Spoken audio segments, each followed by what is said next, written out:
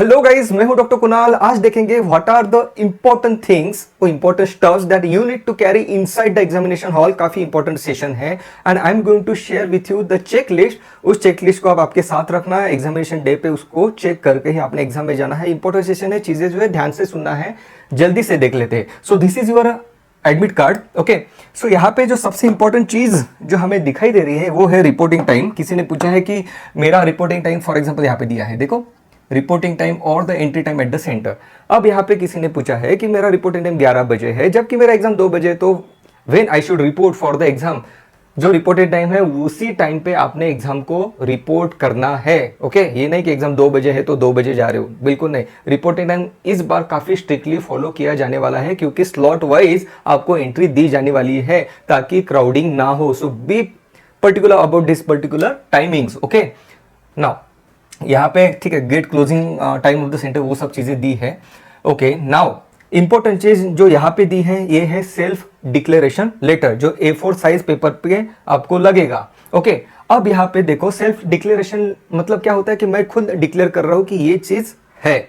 अब यहाँ पे उन्होंने बताया है इन व्यू ऑफ कोविड-19 कि आपको लास्ट 14 डेज में कब breathlessness, fever, sore throat, body एक है क्या? अगर है तो वहां पे एस लिखो, अगर नहीं है तो वहां पे क्रॉस कर दो। अनदर थिंग, ये जो अंडरटेकिंग है इस पे आपकी खुद की साइन चाहिए, ये नहीं। अब किसी ने पूछा था कमेंट में क्या ये डॉक्टर से सर्टिफाई करके लेना है? नहीं, this is a self declaration. Okay, so बिल्कुल सिंपल सी चीज है कि आपको फीवर का, ब्रेथलेसनेस, सोर थ्रोट है क्या, have you been in close contact with the confirmed case of कोविड-19, ये है क्या, आपको कभी क्वारंटाइन किया गया है क्या, आप लास्ट 14 डेज में आपने किन किन सिटीज को विजिट किया है। अगर आपने कहीं पे गए ही नहीं हो आउटसाइड तो वहां पे नील लिख दो, अगर गए हो तो वहां पे सिटीज का नाम लिख दो। Government just wants to be careful about the spread of कोविड-19, इसलिए वो चाहते हैं कि इस इंफॉर्मेशन को आप उनके सामने डिस्क्लोज करो। ओके, इंपॉर्टेंट यहां पे जो है देखो, यहां पे लिखा है candidates photo same as uploaded on application form to be pasted before reaching the centre. यहां पे सेंटर पे जाने से पहले यहां पे फोटो आपने यहां पे पेस्ट करना है। ओके, जो आपने एप्लीकेशन फॉर्म में लगाया था वही फोटो यहां पे पेस्ट करके जाओ। ओके, अनदर थिंग, ठीक है, कि जो लेफ्ट हैंड का थंब इंप्रेशन आपने यहाँ पे लगाना है और ये सेंटर में जाने से पहले, मतलब ये चीज आपकी रेडी चाहिए। अनदर कैंडिडेट्स पेरेंट सिग्नेचर, यहाँ पे पेरेंट्स का सिग्नेचर चाहिए। एग्जाम के लिए जाने से पहले ये चीजें लेके जाना है, वहां पे नहीं कि टाइम पे कर रहे हो। टाइम पे क्या करना है, candidate signature to be sign on the day of examination in presence of invigilator. तो यहाँ पे साइन मत करना, ये जो यहाँ पे है ना आपका बॉक्स, यहाँ पे साइन नहीं करनी है, ये उनके सामने यहाँ पे साइन करना पड़ेगा। That is just the undertaking, और इसमें कोई भी दिक्कत वाली बात नहीं है या फिर कोई स्ट्रेस लेने की कोई भी बात नहीं है। अगर आप यहाँ पे लिखते हो कि फीवर है, कफ है आपको, तो क्या होगा कि आपको अलग रूम में वहां पे वो सीटिंग अरेंजमेंट करके दे देंगे। So not an issue. आपको रिपोर्टिंग टाइम भी काफी उन्होंने स्पेशियस रखा है, तो ये बिल्कुल नहीं होगा कि आपने ये चीज डिस्क्लोज कर दी इसलिए बहुत कुछ बुरा हो जाएगा, कुछ नहीं होगा। अलग रूम में आपके लिए अरेंजमेंट वहां पे रहेगी, वहां पे जाके आपको बैठना पड़ेगा। That's it. Okay, so this is the simple thing. Okay, अब बढ़ते हैं आगे। क्या क्या लेके जाना है? आईडी कार्ड लेके जाना है, आपको पता ही है। ओके, अनदर सेल्फ डिक्लेरेशन जो अभी हमने देखा वो लेके जाना है। फोटो, आपका पासपोर्ट फोटो आपने लेके जाना है, very very important thing.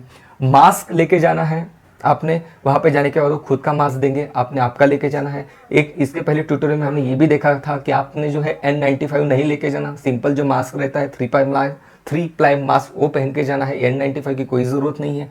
Okay, gloves, last session में हमने वहां पे बताया था मैंने कि ग्लोव्स नहीं लेके जाना है क्योंकि उस डेट के अकॉर्डिंगली वो गाइडलाइन थी। अब ये जो गाइडलाइन उन्होंने लेटेस्ट अपडेट की है उसमें उन्होंने कहा है कि ग्लोव्स आर अलाउड। अब ग्लोव्स कौन से पहनना है, उसके टाइप है, लैटेक्स ग्लोव्स पहनना है, सर्जिकल, नॉन सर्जिकल। तो नॉन सर्जिकल पहनो, सर्जिकल क्यों पहनोगे?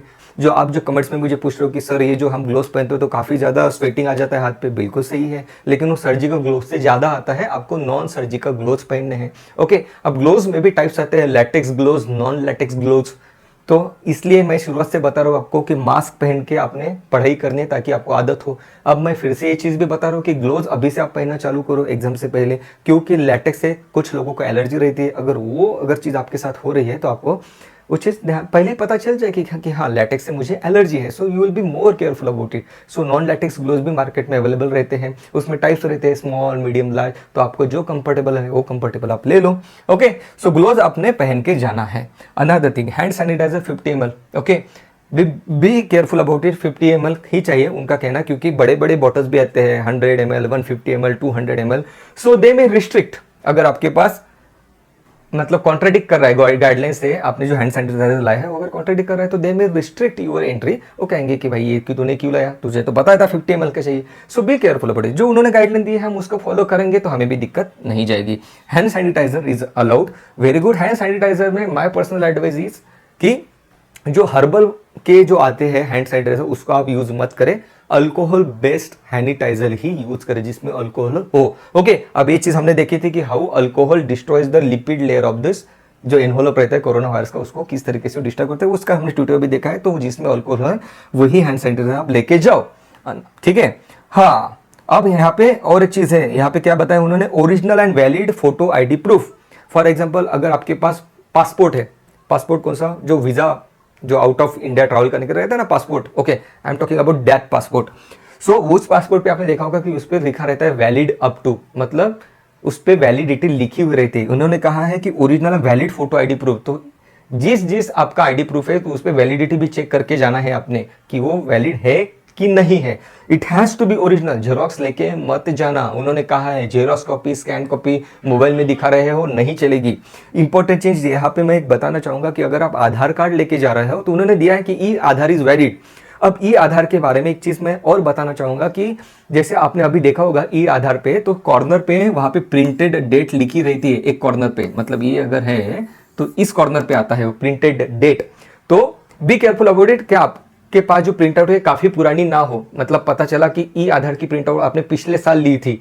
सो यार ये चीजें मत करना, बी केयरफुल अबाउट इट कि रिसेंट एक आधार की प्रिंट आउट निकाल लो तो ज्यादा अच्छा रहेगा। और इन्होंने एक ही लाने के लिए कहा है, तो आपके पास जो पेरेंट्स है, आपके जो पेरेंट्स है उनके पास आप एक और एक्स्ट्रा आईडी प्रूफ रखना है इमरजेंसी के लिए। ओके, अनदर थिंग, जो आपका जो आईडी कार्ड है उसके डिटेल्स देख लेना कि आपके एडमिट कार्ड से मैच हो रहे हैं। B careful about it. Okay, कभी कभी क्या होता है कि हमारा वोटर आईडी कार्ड हो गया, उसमें ही गलती रहती है, फिर वो वोटर आईडी कार्ड और फिर एडमिट कार्ड दोनों मैच नहीं करते। सो ये भी बड़ी मतलब बी केयरफुल अबाउट इट, ये भी चीजें होती है एग्जाम हॉल पे।